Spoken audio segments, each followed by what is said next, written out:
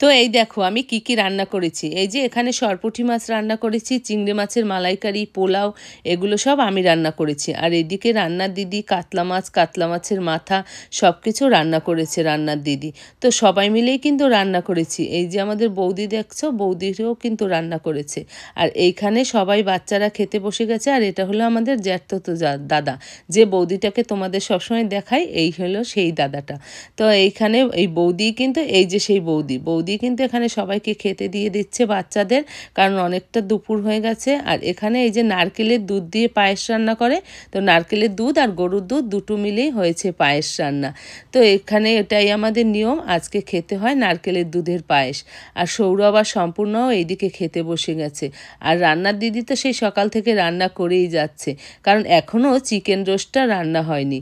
আর আমি এইদিকে ওদের খেতে দিচ্ছিলাম আর নিজে একটু পাটিসাপটা খাচ্ছি। মা আগের দিন বানিয়েছিল সেটাই, কারণ প্রচুর খিদে পেয়ে গেছে।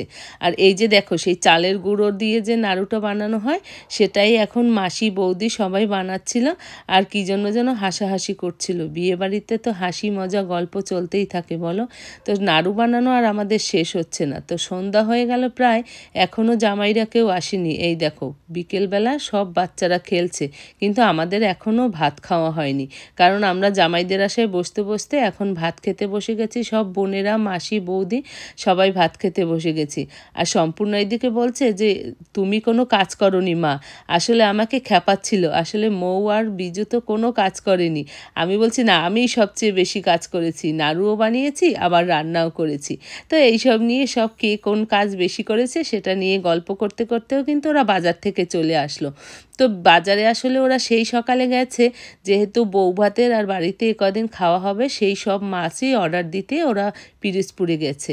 আর আসার সময় বাড়ির ছোট জামাই এই বড় আড় মাছটা নিয়ে এসেছে বাড়ির সবার জন্য।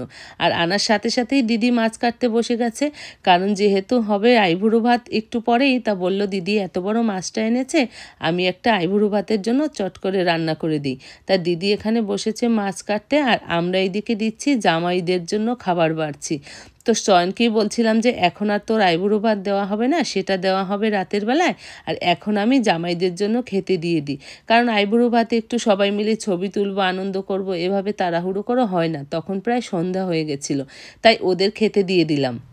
আসলে আমাদের বাড়ির জামাইরা তো জামাই ষষ্ঠীতে কোনো বাড়ি শ্বশুর বাড়ি যায় না, তাই আমাদের ইচ্ছে হলো জামাই ষষ্ঠীর মতো সাজিয়ে গুছিয়ে ওদের দুই জামাইকে একসাথে খেতে দেব। আর এই দুই জামাই কিন্তু একসাথে এই প্রথমবারই শ্বশুর বাড়ি গেল। আর সৈকত তো সেই 5 বছর পরে বাংলাদেশে গেল।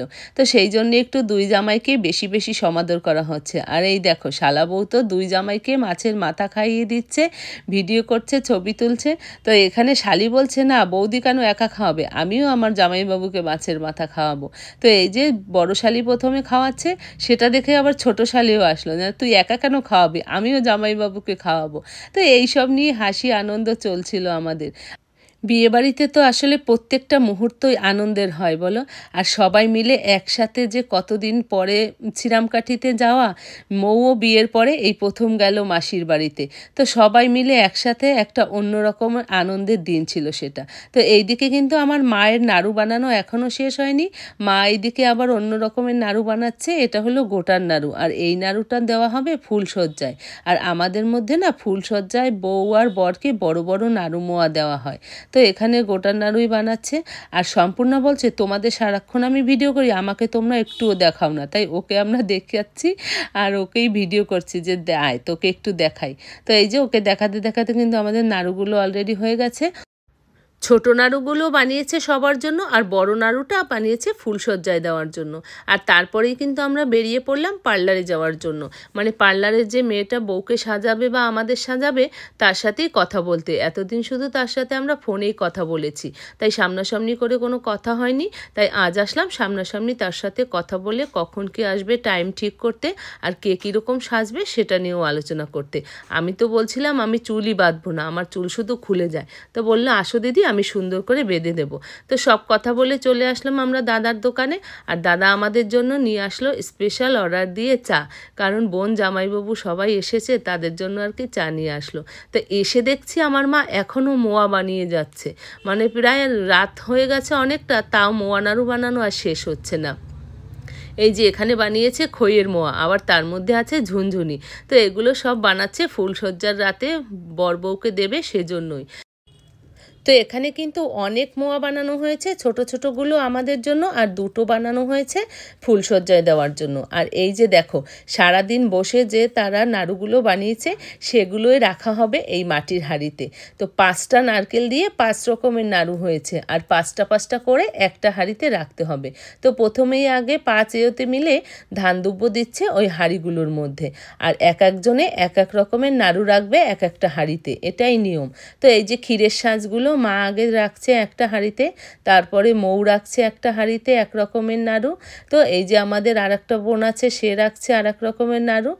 তো এই যে এক এক রকম আমরা এক একজন রাখছি, আর সবশেষে আমি রাখছি এক রকমের নাড়ু। তো সব কিছু রেখে এখন ঢেকে এগুলোকে রেখে দেবো।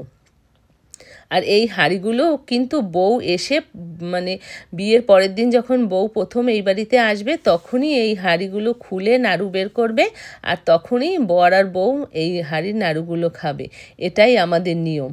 তো এই যে সারা দিন বসে এই নিয়মের কাজগুলো শেষ হলো, 5টা করে রাখার পরে যেগুলো বাকি ছিল এখন আমরা সবাই মিলে সেগুলো খাবো।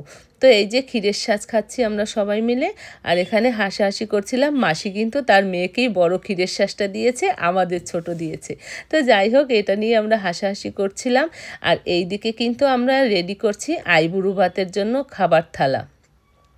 আমি সব প্লেটে খাবারগুলো বাড়ছিলাম আর আমার বোনকে দিয়েছিলাম থালা সাজাতে। তো আইবুড়ো ভাতটা কিন্তু আমি দেখাবো পরের ভিডিওতে, কারণ আজকের ভিডিওটা অলরেডি অনেক বড় হয়ে গেছে।